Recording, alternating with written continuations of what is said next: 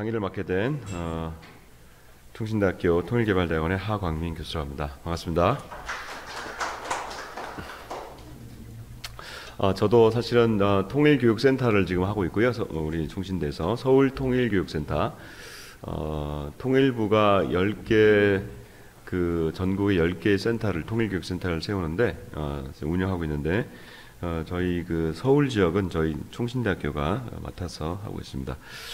그리고 거기에 이제 사무처장으로 섬기고 있고요. 그리고 더 나아가서는 또 이렇게 이거 외에도 대학생 통일 강좌를 통일부에서 지원받아가지고 저도 이제 강의를 지금 하고 있는데 한 강좌를 이제 맡아서 하고 있는데 저희 그 학교에 이제 여기 그 국민대에 계시는 우리 여인철 교수님도 오셔서 이제 강의를 하셨습니다. 그때 제가 이제 그때 한 10몇 분의 강사를 좀 계속해서 이제 저희도 좀 부르고 있는데 제가 여 교수님이나 우리 다른 교수님 오실 때 너무 죄송해가지고 왜냐하면 저희도 이제 학생이 별로 없어가지고 너무 죄송했는데 제가 와보니까 제가 너무 죄송해하지 않아도 되겠습니다. 이제 비슷하게 좀 같이 있어서 저는 사실 너무 좋아요. 오붓해가지고 오늘 같이 강의를 같이 얘기하면서 나누도록 하겠고요.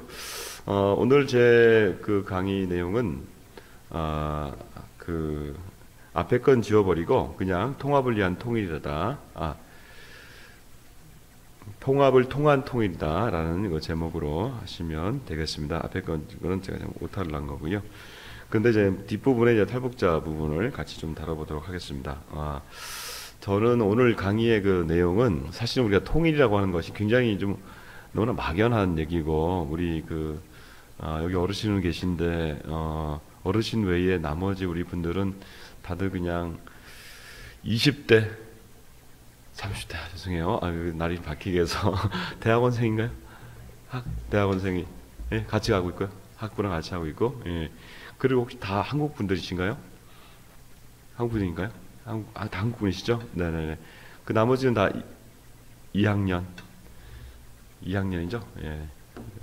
20대라고 하기가 어렵고 그냥 요즘은 그 나이를 몇 학년 몇 반이라고 하지 않고 몇 호선 몇 번 출구라고 또 그러잖아요. 그래서 저는 이제 5호선 4번 3번 출구입니다. 이제 올해부터는 3번 출구로 좀 나가고 있고요. 다 20대 분 20, 30대라서 저도 그렇고 저 전후 세대고 우리 어르신도 아마 전후 세대실 것 같습니다. 그렇죠? 예. 아무리 나이가 많아도 우리가 이제 분단된 지 45년부터 하면 78년이고 그리고 지금 53년 정전협정으로 보면은 지금 딱 70년이 되거든요. 그러니까 우리가 70 미만은 다 아니 사실은 뭐 53년에 54년 55년 아니 50년에 태어나도 그게 뭐 한두 살 때 다 이미 전쟁이 난 거기 때문에 기억에는 없습니다. 그러니까 우리의 경험과 기억에는 없는 얘기를 지금 저와 여러분이 지금 1시간을 들어야 되기 때문에 되게 어렵습니다. 사실 이런 얘기를 하기가. 그리고 통일 얘기를 해도 저도 이제 학부에서 지금 충신대 이제 대학원에 있습니다만 학부 강의를 하는데 학부에서 이런 얘기를 해도 안 모이고 쉽지가 않아요. 그래서 최대한 우리의 삶에서 좀 통일한 얘기를 저는 이제 같이 여러분들과 함께 역사에서 한번 끌어와 보고 이 역사는 우리와 상관없이 팩트니까 팩트에서 좀 끌어와 보고 그리고 그 다음에 이제 현대 역사로 들어와 가지고는 우리의 삶에 있어서 우리 역사 안에서 우리의 기억의 파편 가운데 있지만 여전히 뿌리로 있는 그런 부분들을 사람을 중심으로 우리 좀 나눠보는데 그 사람은 저는 이제 월남민이라고 표현했는데 여러분은 이제 실향민, 피난민 이렇게 우리 한국에서는 알고 있는 분들입니다. 혹시 이 가운데 우리 5분 계신데 혹시 본인이 가족이 피난민 가족이다. 그러니까 북에서 내려왔다. 할아버지나 아버지나 어머니가 할머니 있을 때 북에서 내려왔다. 있습니까? 예, 있죠. 자, 그러니까 지금 5명 중에 1명이니까 25%예요. 그렇죠? 예, 25% 정도가 사실 해당됩니다. 예, 해당이 됩니다. 그리고 그러니까 우리가 너무 먼 얘기는 아니고요. 그 다음에는 이제 같이 나눠볼 것이 이제 탈북민 얘기입니다. 탈북민 얘기는 우리 현대의 지금 현재 얘기고 국민들도 제가 자주 왔었는데 저는 이제 사실 충신대니까 신학대잖아요. 저는 이제 기독교 목회자입니다. 예, 목사고요. 그러다 보니까 여기 국민대에 저희 교회에 다니는 그 탈북민 학생이 있어요. 그래서 저는 여기 그래서 제가 자주 여기를 왔습니다. 그러니까 다른 말로 하면은 국민대도 우리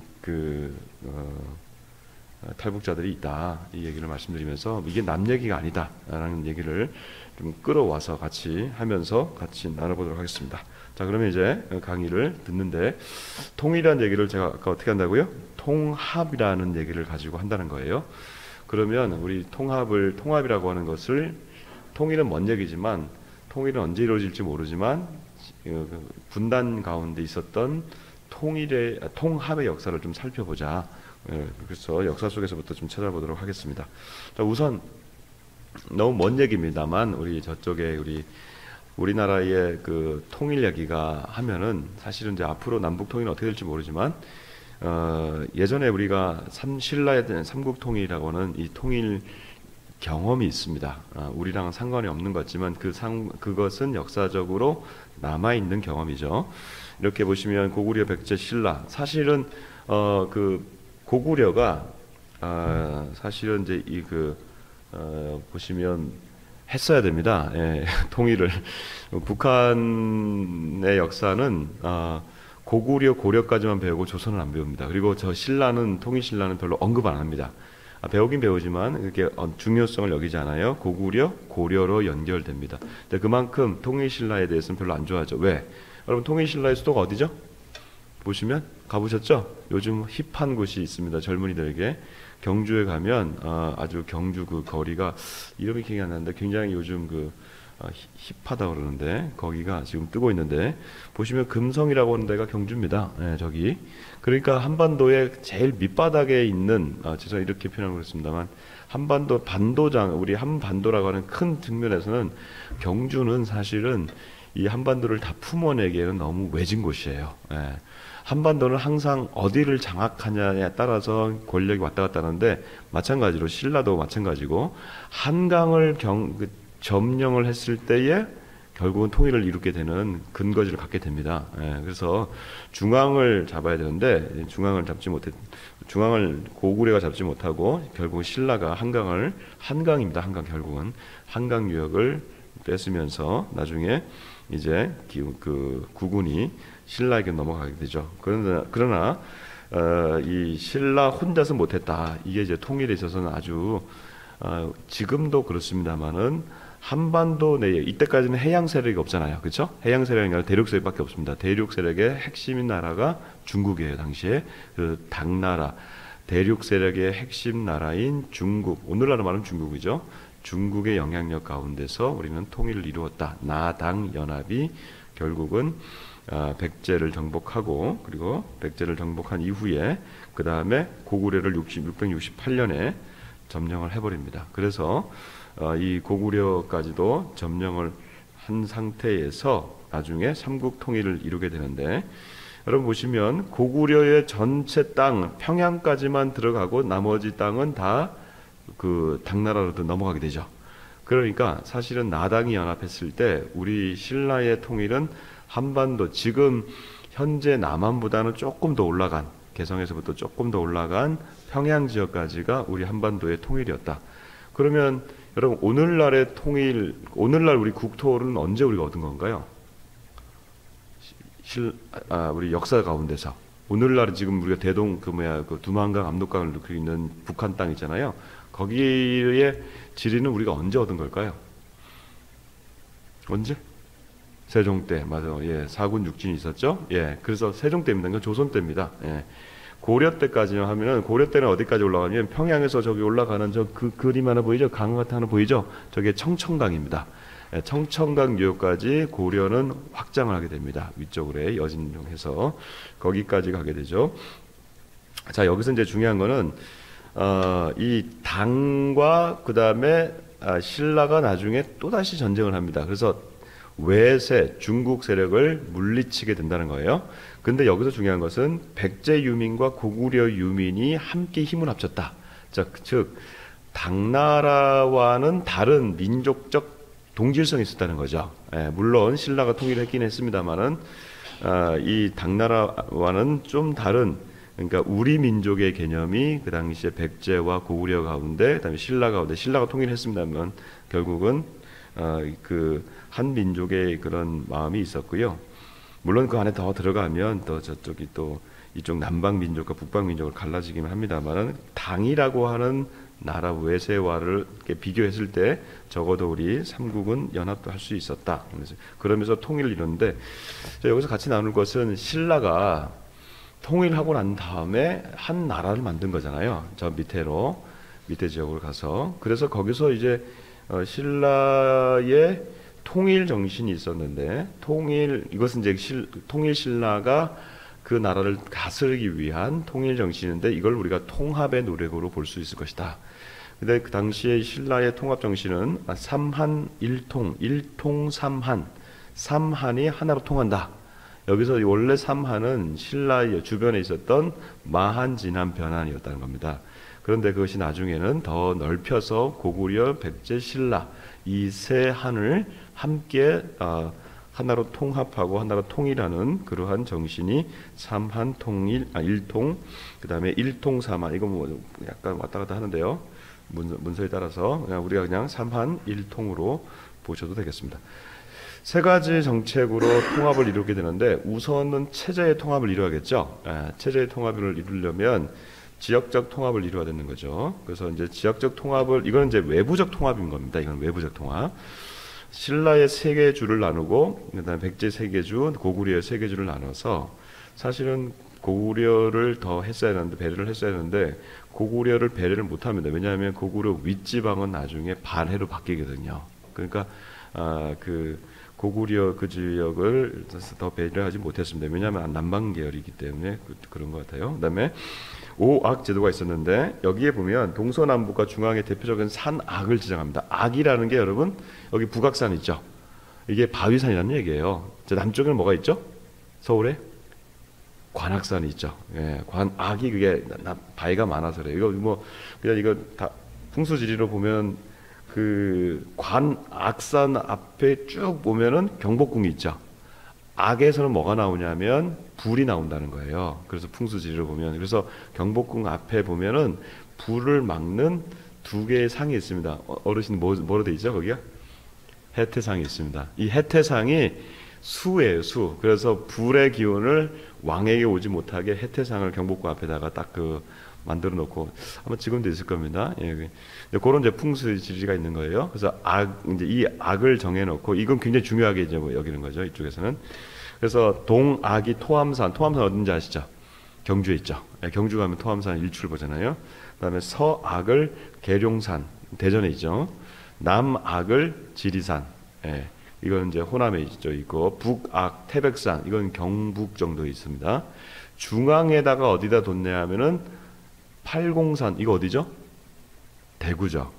예, 그러니까 적어도 이 악을 봤을 때 사실은 경주가 자기의 이걸 보시면 제가 이제 포인터가 없어서 그런데 신라가 경주가 수도인데 자기를 동악으로 위치했다는 거예요. 그러면서 적어도 그 중악이 어디냐면 대구 정도까지는 지리적으로 중앙으로 옮겼다는 것을 우리가 알 수가 있어요. 그러니까 이거를 배려하지 않으면은 이게 뭐 그러니까 고구려랑 백제의 그 어떤 지리적인 민심을 잃어버릴 수도 있다. 이거는 나중에 제가 이제 좀 이따가 또 하나 더 PPT 준비했는데 나중에 뭐로 되냐면 우리 문제에 있어서는 통합을 이루기 위해서는 우리도 통일이 된다 그러면 만일에 저는 된다고 봅니다. 근데 통일을 이루면 우리의 수도를 어떻게 옮길 것인가에 대한 문제로 나오게 됩니다. 예, 생각 안 해보셨죠? 우리가 통일되면 뭐 통일된 것도 뭔데 수도 얘기? 그런데 이런 건설적인 얘기를 해야 통일이 되는 거거든요. 예, 저는 그래서 통일 수도론을 계속 얘기하는데 좀 이따 얘기 같이 나누고요. 그러면서 여기서 나눴던 것이 나온 것이 이제 그 오악 제도를 두면서 실제로 지리적 통합을 좀 이루려고 했다. 민심 얻어갖고 그 다음에 이제 삼한일통의 중요한 정신이 군사 정비입니다. 이건 외부적 정비입니다. 이 외부적 정비는 이 군사 제도입니다. 구서당 제도를 둬가지고 왕의 직속 부대를 두고 중앙에 왕의 직속 부대를 통해서 이렇게 흘러가는 직속 그 군사 제도를 정비했다는 것이죠. 그러니까 여기서 이제 나오는 게 뭐냐면 강압 통치가 어쩔 수 없이 들어온 겁니다. 외부적으로는. 그 다음에 이제 내부적으로는 이들의 마음을 얻어가기 위해서 고구려 왕족과 백제 그 고위 그 직들에게는 관리로 채용했다는 거예요. 그래서 그들의 마음을 얻어간 겁니다. 고구려 유민 고구려 왕족 완승을 고구려 유민들이 있는 그곳에 보독 국왕으로 임명을 하고, 그 다음에 고구려 왕족들에게서 6에서 4두품을 수여하는 골품제로 이들을 끌어들였다는 것입니다. 그럼에도 불구하고 사만일통의 정신은 견고한 신분제, 우리가 그 육두품 얘기 지나면서 진골, 성골 들어보셨죠? 예, 그 신라의 골품제가 이게 굉장히 견고합니다. 그래서 이 신라의 이 골품제로 인해서 나머지 고구려인들과 백제인들이 이 골품제에서 밑등급으로 들어갔다는 거예요. 그래서 이러한 것에 있어서 통합을 계속해서 이루지 못했고요. 군사적 강압 통치 아까 말씀드렸습니다. 그것을 고수하게 되었고요.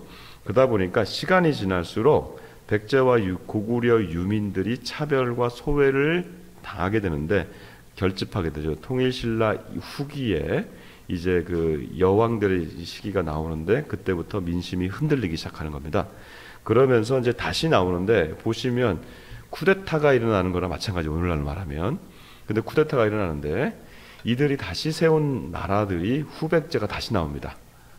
후고구려가 다시 나오죠. 견훤 같은 경우에 이 고구려를 잇겠다고 다시 궁예, 견훤은 이제 백제고 궁예가 이제 후고구려를 잇게 됩니다. 자, 왜 고구려 얘기가 다시 나오고 백제 얘기가 나올까요? 200여 년이 지났는데도. 그렇죠? 우리 같으면 벌써 70년이 지나면 벌써 다 까먹잖아. 지금 통일이 뭐고 북한도 뭔지 모르는데 우리 역사 가운데 백제와 고구려가 다시 나온다. 이 역사는 쉽게 사라지는 게 아닙니다. 예, 우리 지금 70년인데 이 70년 만에 벌써 우리는 북한과 그냥 그냥 잊어버려, 통일을 얘기하지 않아요 요즘. 그런데 그런 것들 다 잊어버리는 상황인데, 그런 상황에서 통합의 정치를 못했을 때 백제와 고구려가 다시 일어나더라. 이걸 우리가 볼 수 있다는 겁니다. 자, 그리고 난 다음에 이제 다시 이 후고구려, 후백제와 후고구려가 이제 누구에 의해서 제압이 되냐면 왕건에 의해서 제압이 됩니다. 그러면서 고려를 계승하는데, 고려 계승 자체가 고구려를 계승한다는 의미가 되고요. 그래서 고구려의 수도였던 평양으로 옮기려고 합니다. 그런데 옮기지는 못해요. 왜냐하면 고구려로 갔다가는 또 옛날 그 신라 이쪽 밑에 지방을 너무 배려하지 않는 것 같고, 네. 그래서 거기를 대도호부로 삼으면서 오늘날 말하면 우리 세종처럼 행정도시를 두고 크게 의미를 부여했다는 겁니다. 그러면서 그들이 결국 한 곳은 어디냐면 개성입니다. 예, 고구려를 못 갔어요. 그래서 개성 정도다가 놓게 된 겁니다. 이거를 개경이라고 그러고 평양을 서경, 경자가 서울 경자거든요. 그래서 수도 경자니까 개경과 서경을 두면서 북방 지역에 그것을 의미를 했고요. 그리고 나중에 그 발해가 망해서 결국 들어옵니다. 다시 고려로 들어올 때 이들에게 왕시성을 하사할 정도로 통합 정치를 이루게 되고 고구려 유민들을 끌어안는 정책을 했다는 거예요. 그리고 이제 백성들의 농민들의 조세 부담을 줄임으로 말미암아 통일을 위한 밑바닥 민심을 이루어 갔다는 겁니다. 통합 정책을 이루어 간 것을 알 수 있습니다. 자, 그래서 이 고려의 통합 정책은 한마디로 말하면 고려가 통일을 한 것이 아니라 고려로 통일이 된 것이다 라고 말할 정도로 왕건의 통합 정책은 민심을 얻어가는 통합 정책이었다. 신라의 호족들 결혼 정책 통해서 지지를 이끌어내고요. 신라의 정통성 인정하면서 평화적인 방식으로 접근을 하고, 후백제 같은 경우에 견훤이 나중에 이제 고려로 탈출할 때 글로 들어가니까 견훤이 지배했던 그 지역에 왕건이 들어갔을 때 사람들이 이런 말을 하면서 왕건을 맞이합니다. 예, 보면 뭐 지난번 결혼해 왔을 때는 승냥이나 호랑이를 만난 것 같더니 이번 왕공이 오게 되니 마치 부모를 만난 것 같다라고 말하면서, 물론 이건 고려사에서 나온 얘기예요. 역사는 승자의 기록이죠. 그러다 보니까 이걸 다 이해할 수, 뭐다 그대로 액면 그대로 받아들일 수는 없겠지만, 그럼에도 불구하고 많은 역사적 증거들을 보니 왕건 자체가 상당히 통합적인 정책을 썼고 사람들 민심을 다독인 것은 분명합니다. 그래서 힘에 의한 통합이 아니라 개방적이고 평화적인 통합 정책을 이루었다. 조선은 그렇지 않아요. 조선은 상당히 고려 왕족들을 다 죽이고 그렇게 했습니다. 자, 이런 측면에서 이제 우리 오늘의 통합 정책에서 좀 약간 쉬어간다는 생각하고 역사를 좀 정리하면서 한번 여러분들 생각 한번 해보시죠. 제가 이제 지도를 이렇게 올렸는데, 한반도에서 통일 수도가 어느 것이 되면 좋겠는지, 이건 답이 없습니다만은 우리가 한번 얼마 안 되니까 생각을 한번 논의를 한번 해보죠. 일단은 남한 내에서는 수도라고 하는 것이 지금 서울과 세종이 있습니다. 세종은 별로 생각 안 하지만 그것도 행정수도입니다. 남부 행정수도죠. 그 다음에 북한에서는 북한의 수도는 평양이죠. 그러나 개성 지역도 옛날에 또 고려에 생겼으니까 있었고, 그다음 또 하나는 남북이 함께 같이 공유하는 도시가 있는데 그게 바로 철원입니다. 철원은 분단도거든요. 분단시예요. 철원이. 북한에도 철원이 있어요. 그래서 철원이, 그리고 또 한반도의 정중앙입니다. 강원도도 있고. 자, 이 5가지 중에서 어디가 통일되면 한반도의 통일 수도가 되면 좋겠습니까? 또는 될 것 같습니까? 이건 한마디씩 다 한번 얘기해 보시죠. 저 앞에 계신 분. 서울이 될 것 같다 아니면 되면 좋겠다? 되면 좋겠다. 되면 좋겠다고 하는 이유는?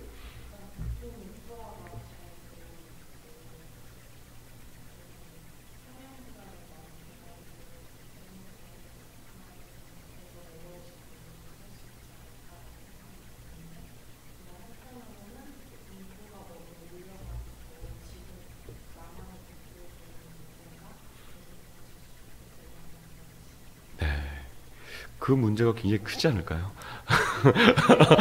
다시 생각해보니까 제가 지금 저기 남부에서 강남에서 저기 한강 이남에서 올라오는데도 와, 진짜 이 교통이라든지 이 차라든지, 제가 이제 무슨 내부순환도 들어왔는데 그 옆에 다 아파트인데 그 자동차 옆에 지나가는 게 다 아파트잖아요. 바로 옆에 있잖아요, 아파트들이.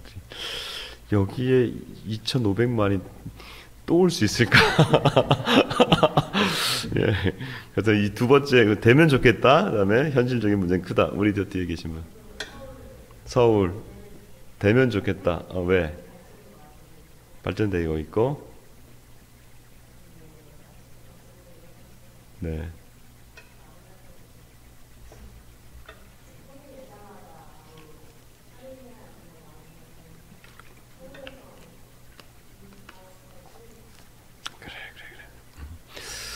오케이. 제가 볼 때는 사실 내면으로 들어가면 두 분은 통일돼도 나는 옮기고 싶지 않다.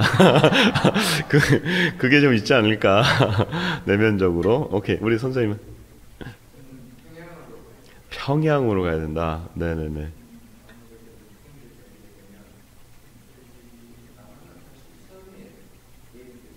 네네.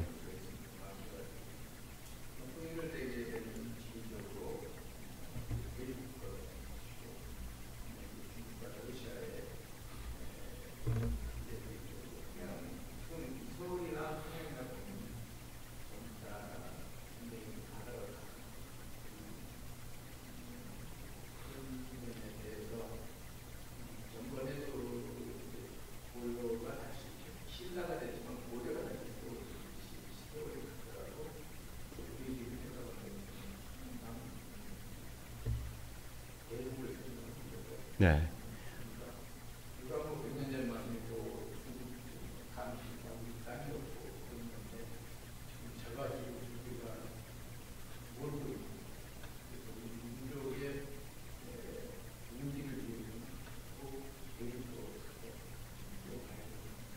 네, 아유.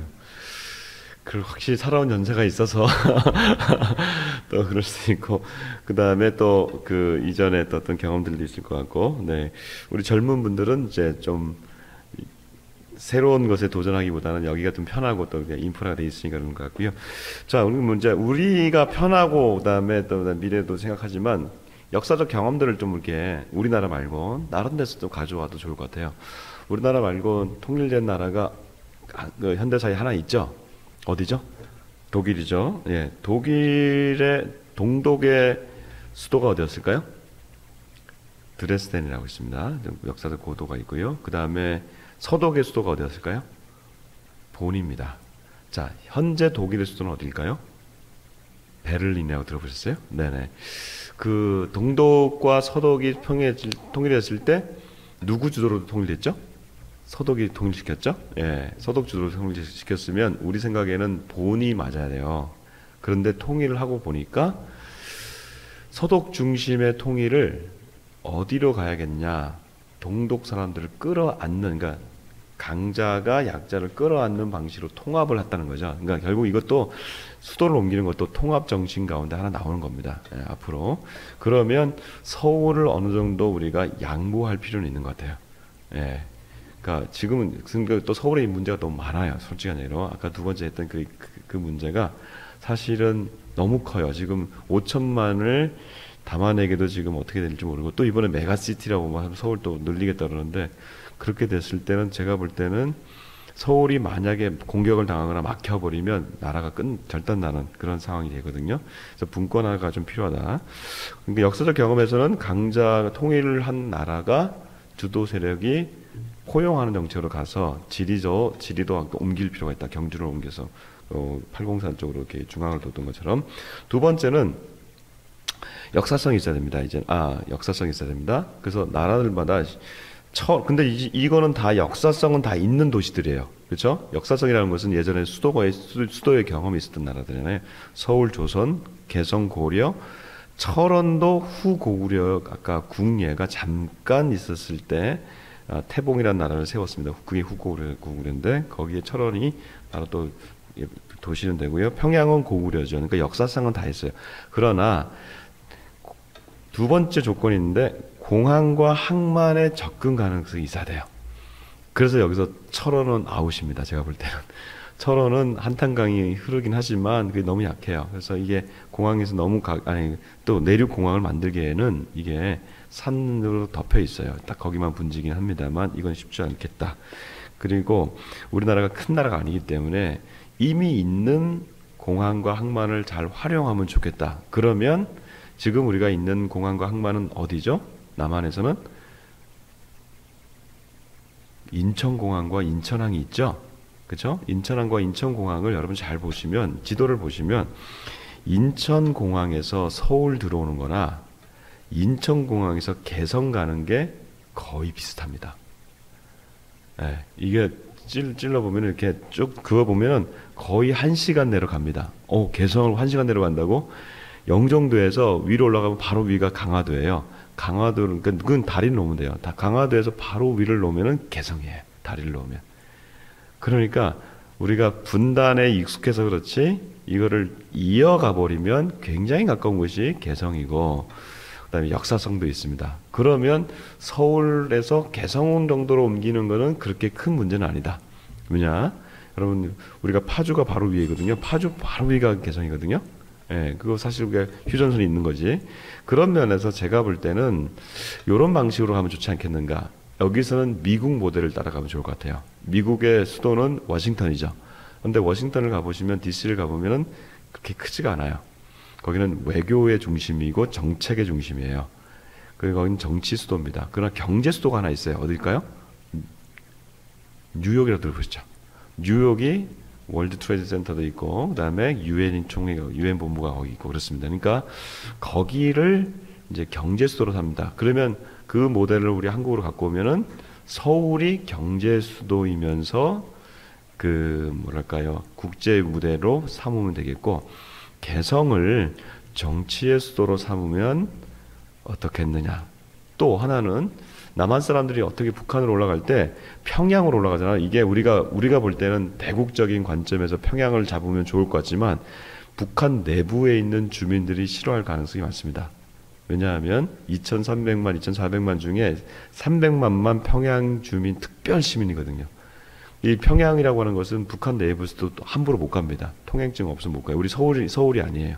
그러니까 거기는 특권층이에요. 근데 거기를 다시 하면 평양 주민들이 다시 오늘날의 서울 시민이 되는 거예요.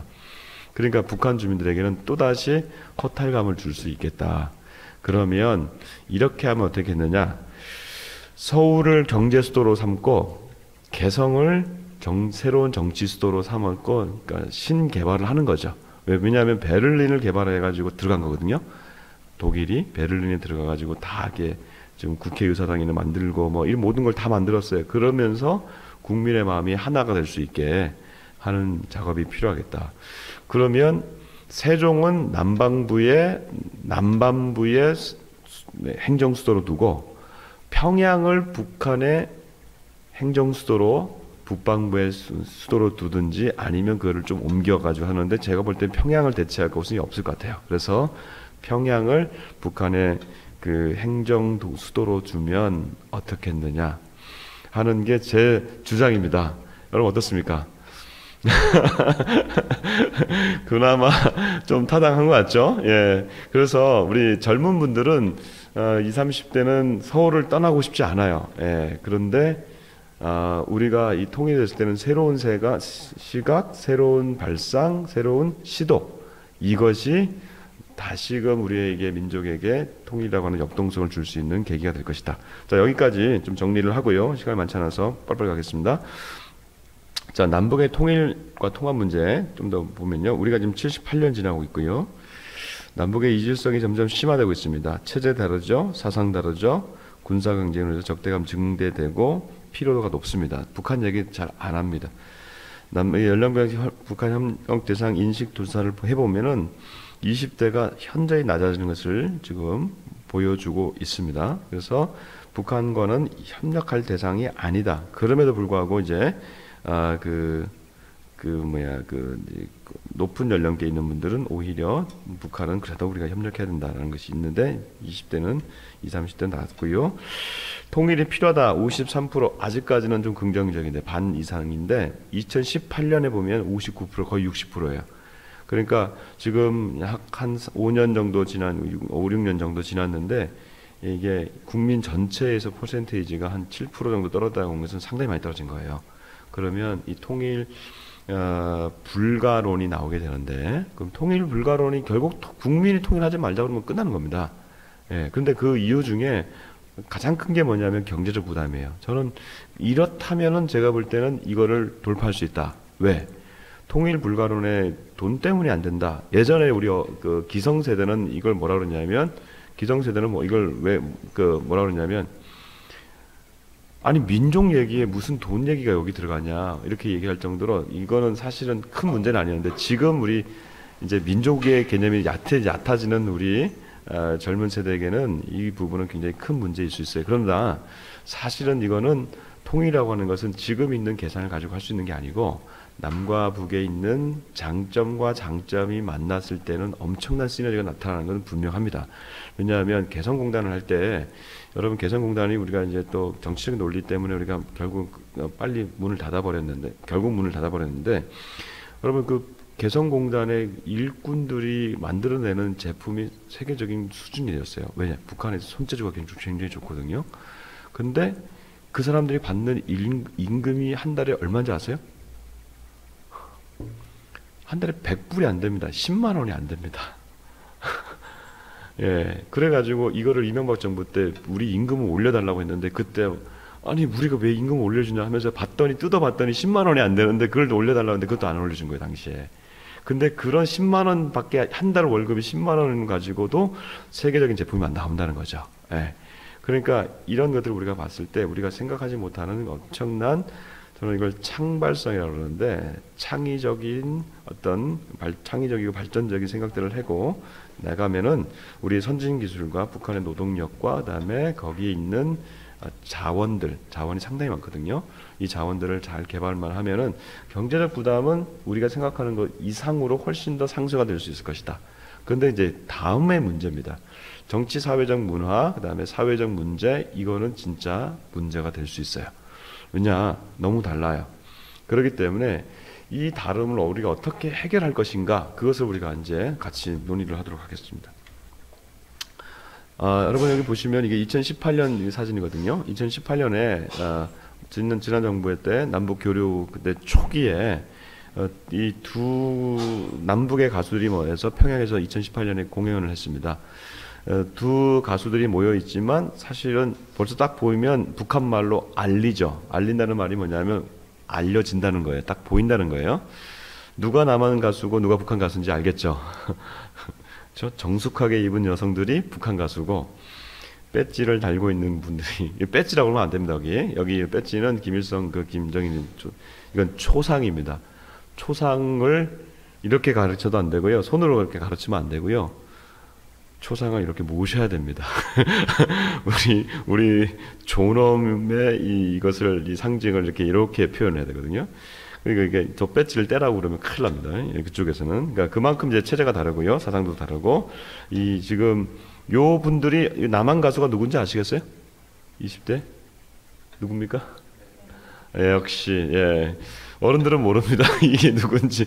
그러니까 이제 여러분 레드벨벳이 지금 가운데 있는 사진은 이제 레드벨벳이 좀 순화해서 입은 이거 옷이고, 옆에 같이 있는 것은 더 순화인 것이고, 그러나 북한에서는 사실 저 청바지 못 입거든요. 북한 사람들은. 근데 이게 남한 가수니까 그 청바지 정도로 이제 순화하고, 제가 볼 때 이 여성은 지금 이 치마를 입었는데 미니스커트를 입었는데 아마 뭔가 가린 것 같은 그런 느낌이 좀 들고요. 그 다음에 여기서 이제 봐야 될 것은 이 평양 시민들입니다. 이 시민들이 이 미니스커트를 입은 이 사람들을 보는 게 어땠을까? 굉장히 너무나 이질적인 것이죠. 이런 것을 한 번도 못 봤으니까 이렇게 가가지고 순화해서, 이들 얘기로는, 레드벨벳 얘기로는 순화해서 공연을 했다 이렇게 표현합니다. 남북 아이들 희망 직업 다릅니다. 달라도 너무 다르죠. 북한에 보면은 이 직업들 이렇게 그림들이 있는데, 그림들 대부분이 보면 군인 아니면 싸우는 것들이에요. 그렇죠? 이거는 아이들이 이렇게 되겠다가 아니라 니네가 이렇게 돼야 된다라고 하는 것을 이 체제는 지금 선전을 하고 있는 거고요. 남한 아이들 보시면 너무나 다양합니다. 원예삽, 컴퓨터 프로그래머, 디자이너, 고고학자, 물론 여기도 군인, 경찰관, 파일럿 있습니다만은 소수죠. 다양성 가운데 있는 거죠. 달라진 두 나라가 통일될 수 있을까? 그런 면에서, 그래서 통일 회피도 나오고, 그다음에 통일이 과연 될까? 회의론도 나오고, 통일 안 된다, 통일 불가론이 나오고 있습니다. 그럼에도 불구하고 우리는 사람을 한번 봤으면 좋겠다는 거예요. 체제를 보면 우리는 통일은 안 되는데, 그럼에도 불구하고 우리가 역사적으로 보면 분단 이후에 북에서 내려온 사람들이 있다는 겁니다. 크게 두 가지로 우리가 볼 수가 있어요. 첫 번째 시기는 45년부터 53년까지 이 8년간 실향민들이 대거 내려왔다는 것을 우리가 잊고 있어요. 두 번째가 90년대에 나타난 북한 이탈 주민들이라는 거예요. 사람들이라는 거죠. 여기서도 아까 우리 한 분이 북에서 내려온 3대가 되겠죠. 그렇죠? 3세대죠. 지금 우리가 3세대를 좀 지나고 있는데, 2세대, 3세대, 2세대까지는 그 정체성이 있습니다만 3세대를 자기 정체성, 본인은 남한 사람입니까? 북한 사람입니까? 남한 사람이죠. 북한 뿌리를 가졌지만 그 뿌리는 나한테는 거의 잊혀진 남한 사람이죠. 예. 그러나 할머니, 할아버지는 분명히 나는 북한에서 태어나서 북한에서 자라서 북한 정서를 갖고 있는 사람들이라고 얘기할 거예요. 예. 사회 통합 얘기를 하는데, 우리가 결국은 다양한 집단이나 그 사람들이 하나로 되는 것, 하나 되도록 노력하는 거죠. 통합이라고 하는 것은 하나 된다고 명확한 하나됨은 없습니다. 사실은 어느 사회든지. 그럼에도 불구하고 갈등을 해소하고 갈등을 최소화시키는 지도자, 그 시기, 그때가 가장 좋은 시기거든요. 이 관계를 회복하고 화합하는 건데, 사회통합이라고 하는 것은 우리나라의 가장 중요한 문제인데, 지역 갈등, 이념 갈등, 특히 우리나라는 아직도 북한이 상존하고 있기 때문에 이념 갈등이 이것은 그냥 추상적인 게 아니라 실제적이고 폭력적으로 나타납니다. 남녀 갈등도 생겼습니다. 노사 갈등, 세대 갈등, 이런 갈등들이 점점 거세어지는데 사실은 우리 안에 있는 갈등의 깊은 곳에는 남북의 분단의 문제가 들어가 있어요. 이념의 양극단의 실체들이 있기 때문에 그렇습니다. 자, 그래서 우리가 이제 북주민과의 사회 통합을 그럼 우리가 어떻게 볼 것이냐? 카테고리가 4가지가 있는데 경제적 통합, 제도적 통합, 사회문화적 통합, 심리적 통합이 있는데 이 통합들은 좀 이따가 좀 살펴보도록 하겠고요. 아까 처음에 우리가 봤던 북에서 내려온 사람들을 좀 중심으로 한번 좀 살펴보십시다. 이 시기를 사실은 우리가 놓치고 있는데 여러분 1945년 53년까지 월남자들, 실향민들, 피난민들이 무려 최대 200만까지 내려왔다는 겁니다. 이 8년간. 그러니까 우리는 이분들에 대해서 별로 조명하지 않아요. 북한 인구의 10에서 15% 정도가 내려왔는데 이거는 사실 이 숫자는 명확한 숫자가 아닙니다. 워낙에 전쟁통이었고 난리통이었기 때문에 이게 최대 한 200만까지를 보는 거죠. 여러분 이렇게 해서 내려온 사람들이 걸어서 전쟁 때 아니면 전쟁 이전에 여기 지금 사진이 어떤 거냐면 일사후퇴. 혹시 일사후퇴 어떤 날인지 아십니까? 많이 들어보셨을 거예요. 그냥 일사후퇴 때 내려왔다. 뭐 이런 얘기를 많이 들어봤죠. 여러분 1950년 6.25가 터졌죠. 6.25가 터졌죠. 그래가지고 어디까지 내려갔습니까? 우리는 부산까지 쫓겨 내려갔죠. 이게 쫓겨 내려간 게 불과 뭐 한 두세 달밖에 안 됩니다. 그래서 낙동강 전선해가지고 낙동강에서 이제 거의 한 2달 만에 내려갔어요. 낙동강 부산에서 이제 마지막 우리 방어망을 치고 있는데 거기서 갑자기 메가더가 9월 말에 어디 들어가죠? 인천 상륙작전을 하죠. 인천 상륙작전을 하면서 말미암아 9월 말에 서울을 수복합니다. 서울을 곧바로 수복하고 그 다음에 올라가서 평양을 수복해요. 그러니까 평양까지 우리가 올라간 거예요. 전쟁 이후에. 그리고 11월에 압록강 근처까지 가요. 근데 거기서 누가 내려오죠? 중공이 그때 들어옵니다. 그러니까 1950년 그 하반기에 이 모든 일이 다 일어난 거예요. 그리고 올라갔다가 다시 급고 내려오면서 평양도 뺏겨지게 되고 그러면서 이제 방어만을 치다가 서울도 뺏기게 돼요. 다시. 그래서 또 다시 내려가요. 그럴 때 지금 한강을 내려가는 게 1월 4일이에요. 이게 일사후퇴예요. 지금 여기 지금 사진이 지금 한강을 지금 건너가는 거네. 그러니까 그때가 너무 추워가지고 사람들이 일사후퇴 하는 거가 이때 이제 다시 빠져 죽은 사람도 있고 뭐 얼어 죽은 사람도 있고 그렇게 해서 이제 또 내려오는데 이때 내려온 사람들은 어떤 사람들이냐? 서울 사람들만 아니라 서울 사람들은 이미 내려갔죠. 평양에서부터 북에서부터 국군들과 함께 올라가지고 수복됐다고 해서 내려오는 사람들이 북한 사람들 이때 엄청나게 다 같이 내려오는 거예요. 특히 여기 보시면 하층에 보면 군군의 피난 권유 있죠. 상층민들은 북한 상층민들은 이미 해방되자마자 1945년, 1948년 3년 동안에 북한 정권이 생겨나면서 다 쫓겨 내려와요. 왜? 지주들을 다 쫓아냈으니까. 무상몰수, 무상분배. 그래서 북한에서 잘 사는 사람들은 그때 다 쫓겨오거나 죽거나 그렇습니다. 그래서 이미 이 사람들이 내려와가지고 남한에서 정착을 해요. 그런데 남아있던 사람들은 누구냐? 하층민들, 무상몰수해가지고 무상분배를 받은 사람들이겠죠. 이 사람들은 인민정권에 또 좋아했는데 전쟁통에 보니까 이게 좋은 게 아니야. 이 체제가 먼저 살아보니까 좋은 체제가 아니에요. 그래서 좀 불만이 있었는데 국군이 내려가자 하면서 또 국군이 뭐라고 그러냐면 이때 니네 여기 있다가는 원자폭탄 맞는다. 왜냐하면 그때 이제 이미 일본이 원자폭탄 맞았잖아요. 2방. 사실 이때 트루만이 아니라 메가더가 트루만에게 이거 때려야 된다 해가지고 이 원폭 얘기를 했었습니다. 그러다가 이제 결국 잘렸는데 메가더는 그래서 이제 이 사령관에서 잘리게 됩니다. 곧바로 전쟁 중에 원폭 얘기하다가 됐어요. 그러면서 이런 원폭 얘기가 들 정도로 있으니까 사람들이 내려오게 됩니다. 이때 대거 내려오게 돼요. 그래서 1945년부터 1953년 이 8년 동안에 이 피난민들이 남한으로 내려와서 정착하게 됩니다. 이분들 보시면 특히 45년, 46년 요 어간이 2월 달이 토지 개혁을 합니다. 북한에서 무상물수, 무상분배. 그래서 이때 가장 많이 쫓겨 내려왔던 사람들은 북한에서 다 뺏긴 사람들이 내려온 거죠. 다 뺏긴 사람들이 내려왔고, 여러분 북한에서 내려온 사람들 지역 분포를 보면 황해도, 여러분 황해도가 어디죠? 아까 제가 개성 얘기했었죠? 개성 거기 바로 위에가 황해도입니다. 거기가 가장 많이 내려왔어요. 왜? 거기가 내려오기가 쉬우니까. 예, 그리고 거기는 배 타면 곧바로 백령도, 무슨 대청도, 서청도, 연평도, 인천 다 어업하는 사람들이 많았기 때문에 거기서 배를 많이 타고 내려와서 무려 30%가 거기서 내려왔고, 그 위에 있는 평안 남북도에서 다 내려옵니다. 그러니까 북한을 딱 두고 보면, 북한을 동서로 나누면 황해도, 평안남도, 평안북도 여기에서 거의 7, 80%가 내려왔다. 남한으로 내려온 사람들이. 그리고 우리가 강원도를 기준으로 해가지고 북강원도를 쪽으로 쭉 올라가면 함경남도, 강원도, 함경남도, 함경북도가 있죠. 거기에 북도, 강원도가 있거든요. 그래서 그쪽에서 한 30% 미만이 내려왔다. 그래서 그 내려온 사람들이 그러면 성향은 어떤 사람들이었을까? 이 사람들은 다 내려와가지고 서울 전역, 그러니까 전체 지역에 다 퍼져 나가게 됩니다. 근데 이 사람들은 어떤 사람들이었냐? 20대 남성이 주를 이뤘다는 거예요. 여러분 요건 잘 기억하십시오. 좀 이따가 이제 설명하게 될 북한 이탈 주민들 있죠? 북한 이탈 주민들은 남자가 많을까요? 여자가 많을까요? 여자가 80%입니다. 근데 이때 나온 사람들은 남자가 거의 주로 나왔다. 그것도 젊은 남성들이 나왔다.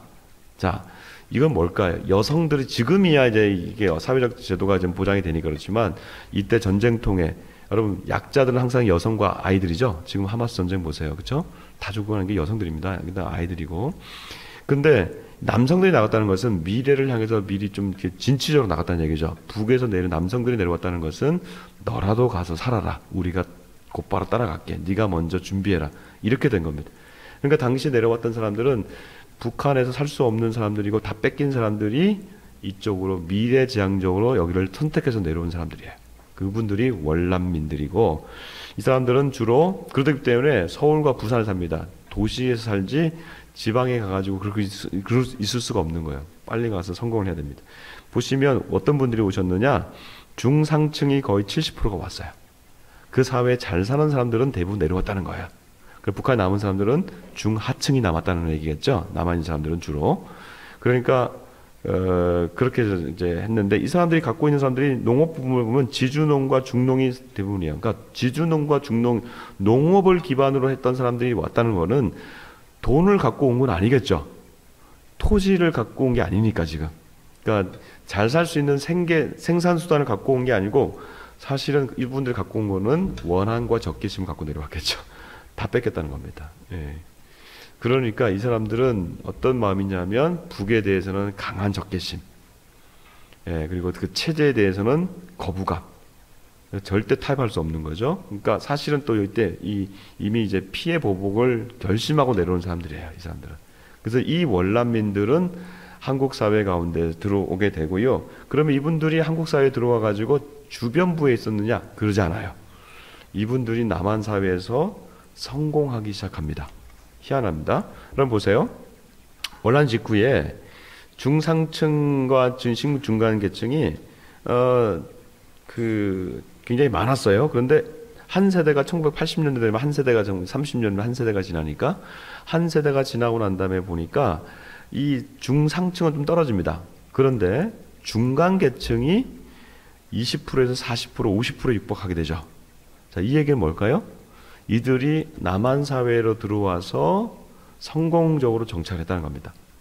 중상층 정도가 중간층 정도 되면 먹고 살만하거든요. 그리고 여론을 형성할 수 있는 그런 기능을 할 수 있습니다. 그러니까 이들은 남한 사회에서 상당히 정착하면서 들어가게 되었다. 여러분 보시면 이 국제시장 이 영화 보셨나요? 이게 정확하게 지금까지 얘기하고 있는 북에서 월남민, 실향민으로 내려와가지고 부산 국제시장에서 정착한 거예요. 당시에 월남민들은 내려와가지고 무엇을 기울여 살았냐? 이 시장 중심으로 살았습니다. 먹고 살 게 없으니까. 그래서 서울에서도요, 이분들은 어디로 들어갔냐면, 당시에 미 군정청이 특히 북에서 내려온 분들이 저는 이제 기독교인으로서 제가 이걸 보면은 교회사를 연구해 보면 월남민들이 한국에 내려와 가지고 특히 북에서 내려왔던 기독교인들이 있죠. 당시에 그 미 군정청이 기독교에 호의적이었어요. 그래서 미 군정청이 서울 사대문 안에 있는 일본인들이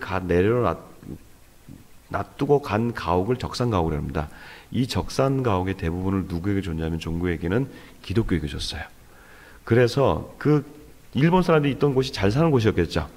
그래서 이분들이 들어와 가지고 종교 기독교 같은 경우는 어디로 들어가냐면 사대문 안에 일본 사람들이 있던 곳으로 들어가게 됩니다. 그게 바로 서울에 가면 그 명동에 가면 영락교회라고 있어요. 혹시 아시는 분이 있는데 영락교회가 이들의 핵심 근거지가 돼요. 영락교회가. 그러면서 이게 이제 교회 하나로 기독교 하나로만 볼 게 아니고 이들이 어디 있으냐면 평북에 있는 사람들인데 평북에 있는 사람들은 다 오면 서울의 영락교회를 들어가게 되겠죠. 왜냐하면 서울에 아무것도 없잖아요. 그러니까 그냥 하나의 종교시설이 아니라 거기는 어떤 시설이 되냐면 이북에서 내려오는 사람들의 커뮤니티 센터가 되어지고 거기서부터 분화하기 시작하는 거예요. 그래서 이들이 서울 핵심으로 들어오게 되고 수도권 핵심으로 들어오게 되면서 한국 사회에 적응을 해 나가고 당시에 서대문에 있는 그 서울에 있는 남대문, 동대문, 광장, 명동 이런 시장들에 들어가면서 이들이 경제 생활을 하게 되고요. 학교를 재건하게 되고 보성학교, 숭의학교, 대광학교, 대광 초중 고등학교 만들게 되죠. 이런 학교들을 만들면서 지식인들을 만들어가게 됩니다. 여러분 지금 윤석열 대통령이 대광초등학교 출신이에요. 이게 월남민이 내려와 가지고 세운 학교에서 공부한 사람이에요.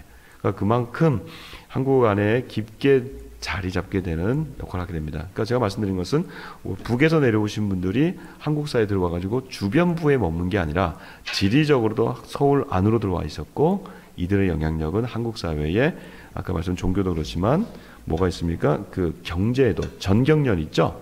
전경련의 초대 회장들이 이북에서 내려오신 분들입니다. 여러분 현대를 만들었던 정주영 씨가 이북 사람이잖아요. 그러니까 그렇고 그다음에 우리나라의 그 안보 문제에 있어서도 백선엽 장군 혹시 들어보셨습니까? 뭐 그러니까 친일 얘기도 있고 하는데 그분들이 다 6.25 전쟁을 막았던 분들이 이북 분들이에요. 그러니까 군경에 이 월남민들의 영향력들이 상당히 들어갔다. 이것을 우리가 알 수 있습니다. 자, 그러면 이분들은 우리가 아까 네 가지 카테고리 가운데 어떻게 이들이 통합을 이뤄갔느냐? 우선 중산층을 이루면서 남한 사회에 적응을 했어요. 제도적으로는요. 교육으로 이 사람들이 들어가게 됩니다. 1.5세, 2세들이 성장하기 시작합니다. 교육을 중심으로. 물론 이들이 다 주도했다는 건 아니지만 교육에 있어서 절대로 뒤처지지 않았다. 정치적으로는 보수적인 성향을 띠면서 한국 정치에 깊게 스며들게 되고 그래서 이승만 정부 때 이 북에서 내려오신 분들과 연합을 하게 됩니다. 그러면서 보수 정치, 반공주의가 우리나라의 박정희 정부 때는 국시로 될 만큼 반공주의가 우리나라에 깊게 들어오게 되는데 이것이 북에서 내려왔던 경험적 반공주의자들. 예, 이분들은 이제 초기에는 사회주의, 공산주의에 대해서 굉장히 열린 마음을 가지고 대화하다가 다 죽고 다 뺏기고 하니까 이들은 아무리 생각이 이렇게 약간 진보적이어도 더 이상은 할 수가 없다 하면서 강한 반공주의를 갖게 되고 우리 한국 정치에 들어오게 됩니다. 사회 문화적 통합을 또 이루게 되고요. 이북오도회나 향후회들을 통해서 대인관계를 가지는데 사회 문화적 통합을 갖지만 남한 사람화 되어지지만 정서는 북한입니다. 여러분 보시면 북한 분들이 우리가 이제 한 문화권을 결정할 때 그 문화권 안에서 우리가 절대로 바뀌지 않는 게 있어요. 의식주가 있다 그러면요. 의는 바뀌죠. 주도 바뀌죠. 왜냐하면 뭐 주는 바뀔 수 있고 그 문화에 따라가는데 뭐가 잘 안 바뀔까요? 음식은 잘 안 바뀝니다. 그래서 여러분 사대문 안에 가면 명동이나 이런 데 가보면 북에서 먹는 뭐가 있죠?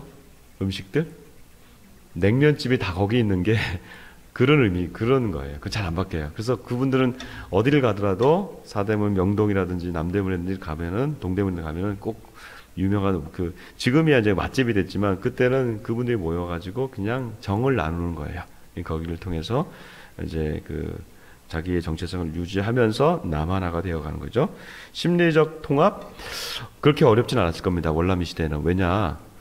그 당시가 무슨 타문화권이 아니잖아요. 그렇죠? 우리가 이제 70년이 지났으니까 그분들을 다시 한번 타문화권 적에서 다름에서 보니까 이렇게 된 거지만 사실은 그렇게 어려움은 없었어요.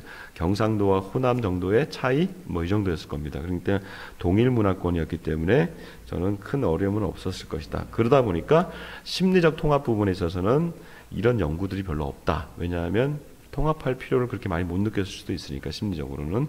그러니까 대신 트라우마, 전쟁에 대한 트라우마, 이 부분에 대해서는 연구들이 많이 있어요.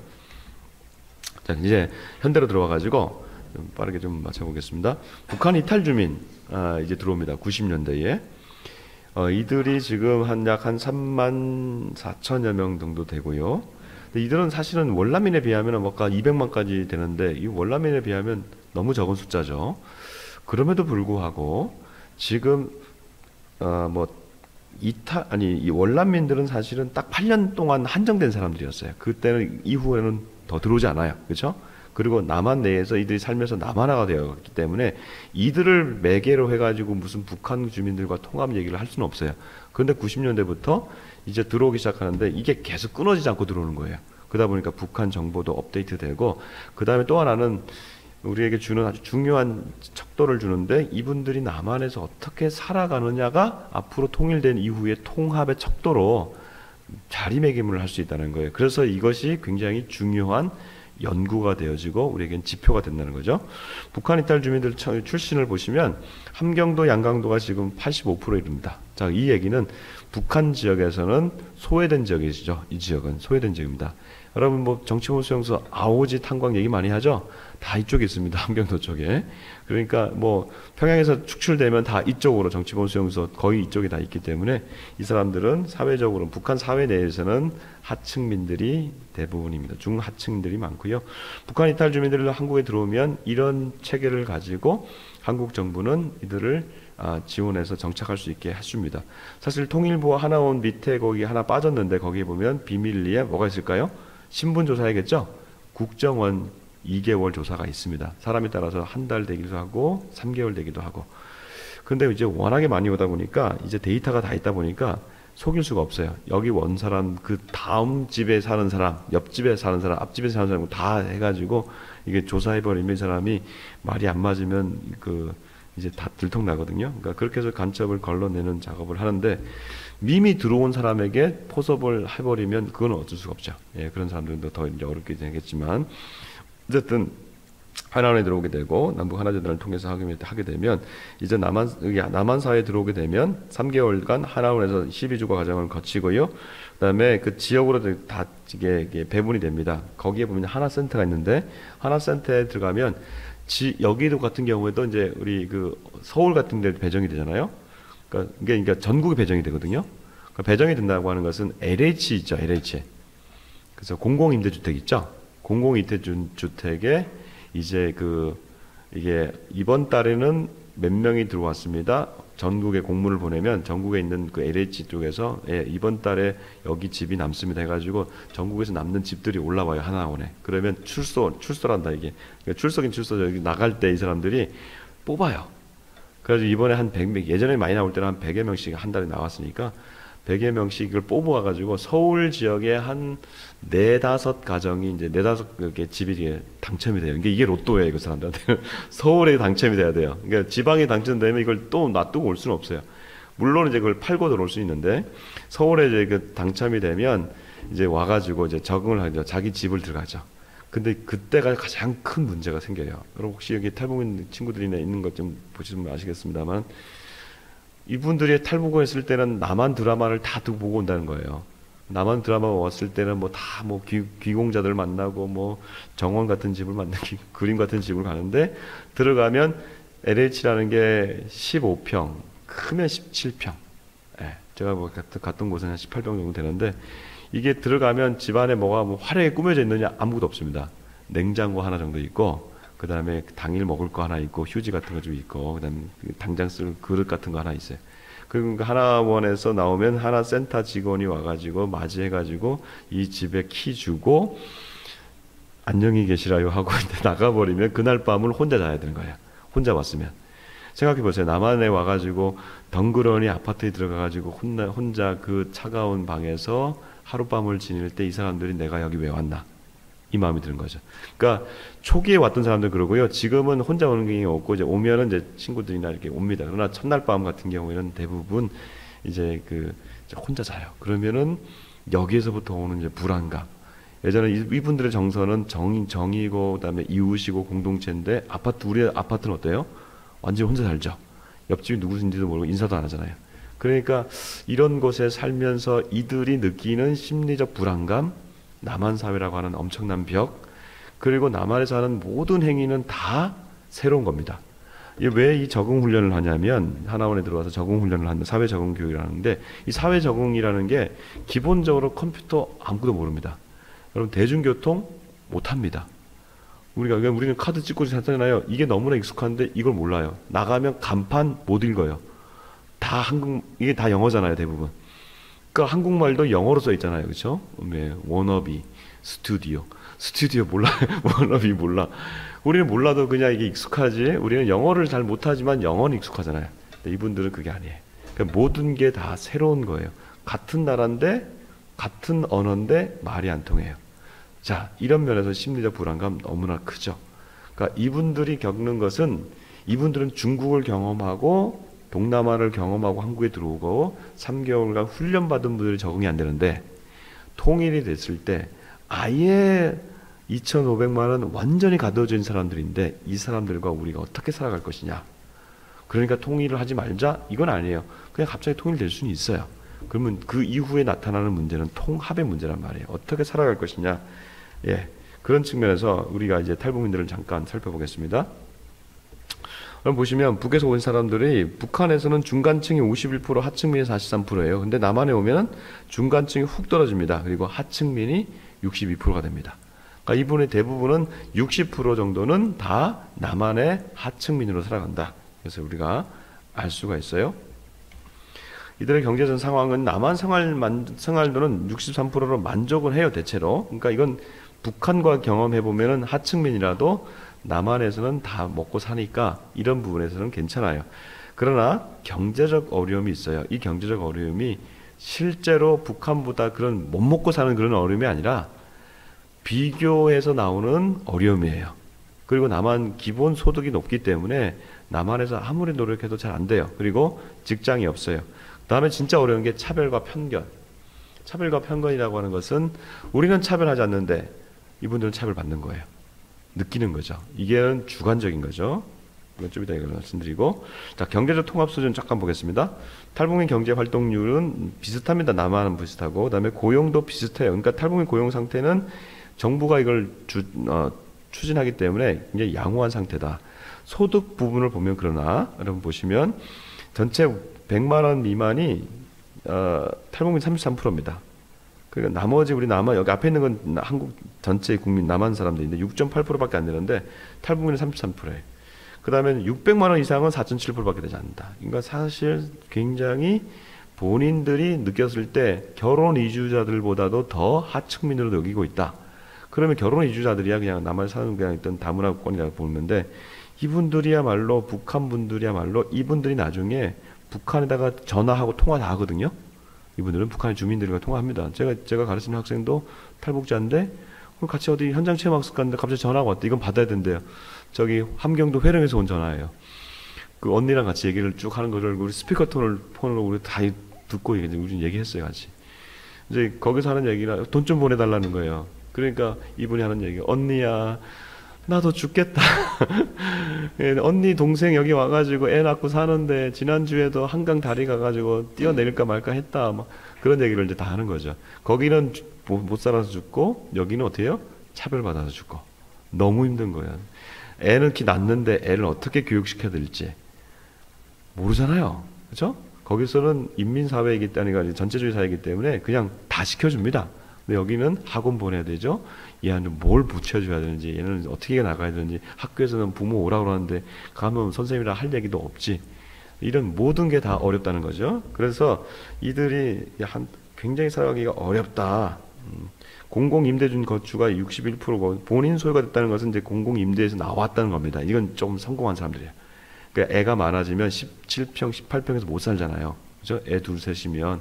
그러니까 이제 커지고 애들이 이제 또 각자 방을 줄면은 그런 방에는요, 15평이나 18평 가면요, 방이 하나 있고, 화장실과 주방이 같이 있는 데가 있고, 그 다음에 거실인데 그게 방이에요. 예. 그러니까 애들이랑 같이 못 살잖아요, 나중에 커지면은. 그러니까 이제 그거를 이제 띄어서 이제 가게 되는 거죠. 위기징후 탈북민 이거는 이제 최근에 어제 건데요. 11월 9일인데 서울시에서 조사를 해봤는데 서울시 겁니다. 이거는 전국의 243명 중에서 서울시에서 무직이 55%다. 질병이 45%다. 그러니까 지금 코로나 시기 이후에 지금 더 악화된 건 분명합니다. 왜냐하면 한국 사회에 지금 전체적으로 좀 어려움이 있기 때문에. 그래서 우리 이 탈북민들 실태 조사를 해보니까 상당히 지금 더 어려워지는 상황으로 가고 있다. 자, 그 다음에 이제 제도적 통합을 보면 이게 좀 교육 부분에 있어서는요, 이거는 월남민들이랑 비슷하다. 이거 좀 보니까 남한 사람들이랑 비슷합니다. 이거 자녀 교육에 대한 여론 비슷한데 여기서 제가 이제 보는 것은 월남민들도 처음에 왔을 때 자기들은 힘들어도 자식들은 잘해야 되겠다 하는 그 마음이 있었거든요. 그래서 학교를 세우고 막 본인들이 학교를 세우고 했습니다. 와가지고 주도적으로. 그랬는데 여기서도 이제 비슷한데 여기는 저는 이제 우리 지금 있는 탈북민들 2차 그 분들은 박사 학위를 우리 아들이 했으면 좋겠다, 우리 딸이 했으면 좋겠다가 21%라는 거예요. 근데 남한 사람들 기대 수준보다 더 높아요, 이게. 그러니까 내 자녀 때에는 더 잘 됐으면 좋겠다고 하는 것이 교육을 사다리로 보고 있다는 거죠. 올라갈 수 있는 사다리. 이건 굉장히 긍정적인 어떤 징조다. 지금은 어려워도 이들이 2세가 되고 3세가 되면 이러한 그 가정들에게서는 좀 효과가 나타날 것이다. 여기 옆에 있는 그림들은요, 이 탈북민 대안학교들을 지금 얘기하고 있습니다. 그 다음에 이제 건강복지도 보면은요, 이게 이제 멘탈인데 이 정신 건강이 안 좋아요. 건강은 그냥 건강도 다 기본적으로 좀 그렇지만 이 자살 충동이 굉장히 높아요. 그래서 실제로 자살을 하는데 이 남한 자살률이 지금 OECD 1위잖아요. 근데 탈북민 자살률이 남한보다 3배가 높습니다. 그럼 왜 살려고 왔는데 왜 여기서 죽냐 이런 얘기가 나오죠. 너 똑바로 안 해? 네가 이렇게 정신 못 차리면 하는데 이 사람들이 정신을 못 차려요. 왜 그럴까요? 너무 힘들어요. 네, 그러니까 처음에는 먹고만 살 줄 알았는데 아까 얘기했지만 그 회령에서 온 그 여동생도 죽을 뻔한다고 하는 거예요. 왜냐? 상대적으로 박탈감을 가지는 거죠. 네. 그러니까 여기 보면은 이 탈북민 모자도 안타까운데 이게 굶어 죽었다는 거예요. 굶어 죽어 3개월 뒤에 백골로 상태로 이 엄마랑 아들이 죽은 거가 이게 지금 2019년 사건입니다. 이 관악구에 그 모자가 이렇게 죽은 거예요. 3개월 뒤에 발견됐어요. 아무도 몰랐어요. 예. 그 왜 그렇게 죽었냐? 먹을 게 없었던 거예요, 집에. 그럼 먹을 게 없으면 나와서 동사무소나 있는데 주민센터 하면 다 주거든요. 사회복지사가 이걸 또 챙기지 못한 거죠. 왜 이렇게 되느냐? 나가서 얘기할 힘도 없고 마음도 없는 거예요. 그래서 그냥 고립사를 한 거죠. 이게 이제 이해가 되지 않는 사건이긴데 그 이후에도 또 언론에 나지 않습니다만은 고독사로 죽은 탈북민도 있어요. 이 사람은 탈북민을 정신 상담을 해주던 상담사예요. 자기가 탈북민이면서 정신 상담을 해주는 여성인데 이 사람도 나중에 연락이 안 돼서 문을 따고 들어갔더니 백골 상태로 연결. 이 사람도 정신 건강이라는 게 남을 상담해 주면서도 자기도 이 정신 건강에 문제가 있었던 그런 케이스들이 지금 있다. 나머지 복지는 다 우리가 복지 수준은 굉장히 높습니다. 그러니까 외형적인 것은 있는데 경제적인 것은 다 갖추어지지만 정신적이고 내면적인 문제에서 통합 부분은 앞으로 가야 될 길이 여전히 많다. 사회적 통합 문제, 문화적 통합 문제는 또 이것은 남한 사회와 비슷합니다. 여고 활동도 비슷하기 때문에 넘어가고요. 심리적 통합 문제가 있는데, 근데 이제 이거가 이제 우리에게 중요한 지표가 돼요. 우리가 민족 통일하는데 이제 물론 이제 이분들이 그 심리적으로 남과 북이 남한 사람들과 그렇게 동화되고 같이 간다 이런 부분에서 떨어지지만 이들이 갖고 있는 거대 담론이 하나 있어요. 이게 뭐냐면 우리는 한민족이다. 이 민족 감정이 우리 남한보다 또 높아요. 왜냐면 이제 북한에서 그런 교육을 받은 거죠. 그리고 또 하나가 그럼에도 불구하고 나는 한국 국민이다. 내가 남한에 와서 한국 국민으로 살아간다. 이 한국 국민 소속감이 높아요. 남한 사람들이 전체 89% 거의 90%라면 북한 사람들 93%다. 이거는 우리 남한 사람들보다 더 소속감이 높은, 약간 이율 배반적인 게 나오죠. 우리 남한 사람들은 나는 한민족이다, 이런 한민족 개념은 점점 떨어집니다. 민족 개념은. 그러나 북한에서는 민족 개념이 높다.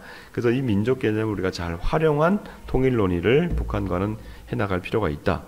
그런데 사실은 이제 앞으로 지금 우리가 민족 통일론에 있어서 민족이라는 개념 통일론은 사실은 점점 떨어지고 있는 건 맞아요. 왜냐? 여러분 지금 다문화권들의 사람들이 들어오잖아요. 그렇죠? 지금 얼굴 까만 사람도 우리 한국 사람이 되고 동남아 사람도 한국 사람이 된단 말이에요. 이분들 어떻게 할 거냐? 민족이라고 할 때 이 사람들은 혈통 중심으로 하면 이 민족은 재배가 되는 거잖아요. 그렇기 때문에 사실은 요즘 나오는 것은 민족 통일 얘기를 하지만 그 민족을 혈통 중심의 민족이 아니라 시민권적 민족이라는 개념을 씁니다. 그래서 열린 민족 개념을 쓰거든요. 그래서 우리 대한민국의 시민권을 받은 사람들은 대한 외국인이라고 하는 이런 좀 그런 개념을 만들어내더라고요. 그래서 그 사람들이 한국을 사랑하는 우리 민족이기 때문이 아니라 그들이 한국 시민권을 받았기 때문에 우리 남한 사람과 북한 사람을 사랑하는 그러한 개념으로 이 민족 통일론을 또 바꿔야 된다, 이런 것이 있습니다. 근데 그것이 이제 우리 안에 남한에서는 또 이게 대두될 문제지만 제기될 아젠다인데, 북한이 이걸 받아들일까? 북한은 순수 혈통이기 때문에 이 부분은 앞으로 남북이 통일할 때 이런 논의는 좀 같이 좀 고민하고 또 논의를 할 필요가 있습니다. 자, 시간이 많이 갔는데 이제 5분 내로 정리를 해보도록 하겠습니다. 그럼 사회통합 우리가 어떻게 저해하는 게 뭘까? 네 가지가 있습니다. 의사소통 방식, 문화생활 방식, 그다음에 편견과 위축감, 그다음에 법제도, 이런 차이들이 네 가지가 있는데 간략하게 하나씩 보죠. 북한 말, 우리 말 다릅니다.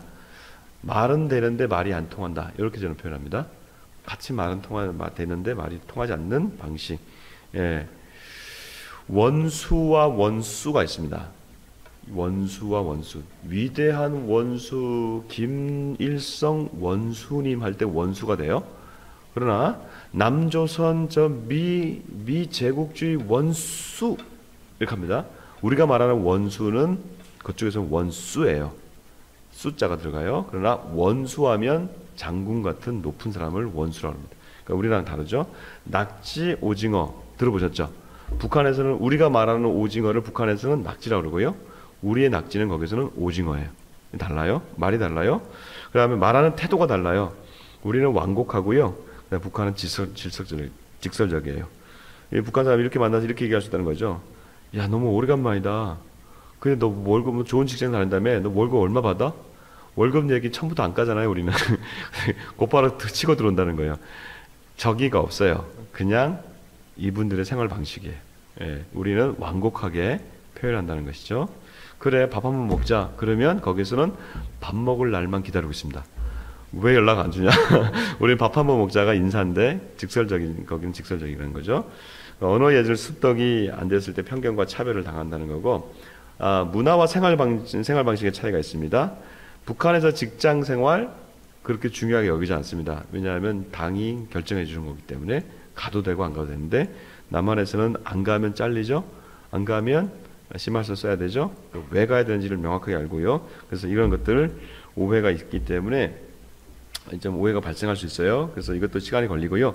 남한 사람들은 개인 프라이버시인데 북한 사람은 정을 중시 여긴다. 이게 지금 이 유튜브 캡처인데, 이거는 남북 하나재단에, 그래서 이분들을, 북한 분들을 어떻게 교육시킬 것인가에 대한 남한 생활 정착에 대한 유튜브들이 모여 있는 것을 캡처해 봤습니다. 편견과 위축감에서 오는 갈등이 있습니다. 남한 주민들, 탈북민들 잘 믿지 못해요. 무서워요. 근데 북한 사람들은 자기가 탈북민인 거를 잘 내세우지 못해요.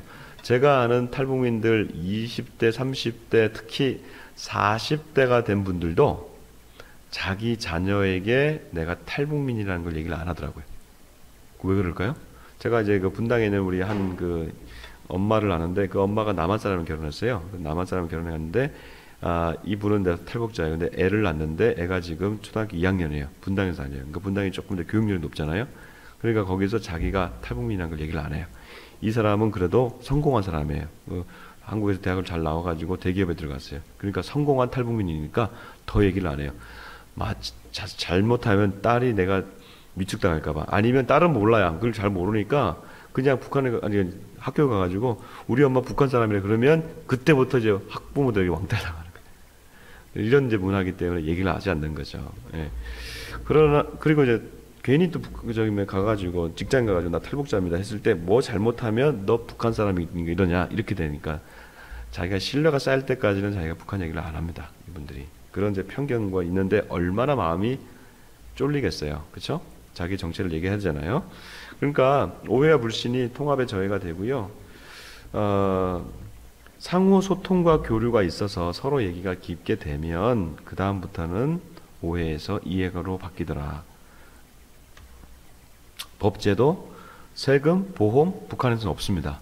네, 그런데 그걸 남한에서 내라고 하니까 처음에는 이거 꽁돈 뜯기는 줄 알았는데 남한 제도를 아니까 서서히 알게 되고 보험도 없이 타다가 한번 당하니까 그 다음부터는 차 사고 나면 그 다음에 안 되는구나 보험을 들어야 되는구나 이제 자연스럽게 가게 되는 거죠. 시간이 걸려요. 사회적 가치 북한에서는 당과 수령을 위해서 무조건 총폭탄이 되자는 건데 남한에 왔더니 여성, 어린이, 장애인 다 배려해요. 그런 좌석도 있어요. 물론 이제 북한에서도 어른을 공격하고 그런 건 있습니다만은 여성이나 어린이에 대한 장애인에 대한 배려는 없습니다. 그래가지고 남한에서 저쪽에 장애인 그 체육대회 때문에 북한에 방문했더니 북한이 장애인 없습니다. 근데 그것은 북한에서는 장애인이라는 표현도 안 써요. 조선 불구자협회예요. 불구자라는 말을 써버려요. 그러니까 그런 거 쓰면 안 됩니다. 장애인을 만들어야 된다. 조선 장애인 협회를 만들어가지고 이제 그 패럴림픽에 나오기도 하고 뭐 그런 일들도 있었습니다. 자, 통합 어떻게 해야 될까요? 배려와 포용입니다. 여러분 탈북민이 익숙해질 때까지 기다려주세요 라는 표현을 씁니다. 시간이 지나면 익숙해집니다. 조금씩 배워봐요. 햄버거, 피자, 콜라 처음엔 잘 몰라요. 그걸 금방 익숙해집니다. 조금만 더 기다려주고 그런데 조금만 기다려주는 게 아니라 롱텀으로 봐야 된다. 왜? 한 번도 가보지 않은 길을 이 사람들은 와가지고 가는 겁니다. 조금 한국말 배웠다고 내가 대학 졸업했다고 여기 국민대 나온 사람이 있어요. 제가 아는 사람. 그래서 제가 많이 왔어요. 나왔는데 당장 뭐가 될 줄 알고 취업 될 줄 알았는데 안 돼요. 탈북자라서 안 돼요. 지금 너무 좌절하는 거예요. 그래서 또 이제 그 길을 또 이제 안 가본 길을 취업과 그 길을 지금 가고 있어요. 롱텀이에요. 그러니까 그 사회 그 통합의 과정은 긴 과정이기 때문에 통일은 우리가 정치적으로 군사적으로 감당할 수 있으나 통합은 한 세대. 이거는 독일 통일 이후에도 30년이 지금 그렇게 가고 있거든요. 그러니까 그것은 롱텀으로 봐야지 우리가 이것을 당장 안 된다고 해가지고 안 된다라고 말할 필요는 없다. 다름에 대해서 서로 인정하자. 달라요. 70년을 달랐으니 달라요.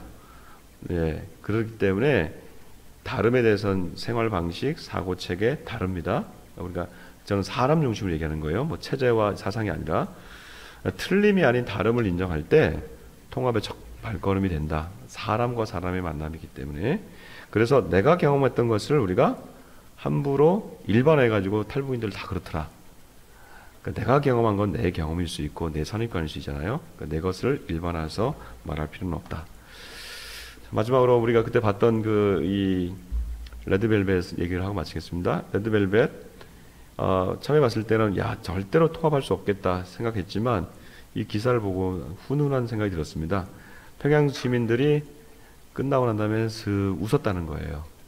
예, 처음으로 본 광경이지만 남조선 안학내들이 와가지고 이 하는 공연을 보고 이렇게도 볼 수 있구나.